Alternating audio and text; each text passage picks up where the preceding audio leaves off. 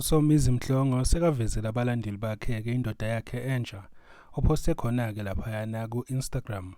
Abantu-ke base bayiphendulela-ke lapha kuma-comments besho ukuthi nangumbali lapha ekhuluma ethi kodwa labafana abancane.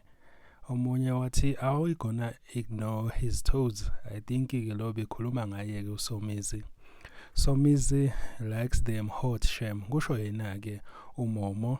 Kwase kwathi-ke uNoli, mina, I'm just scared on your behalf.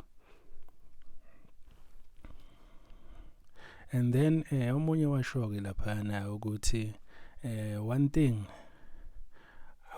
about you have an eye for beautiful things.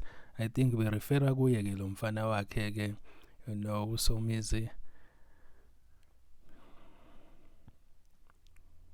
Omunye laphana-ke unomsa Madida esho ukuthi at this point sizothunga every day.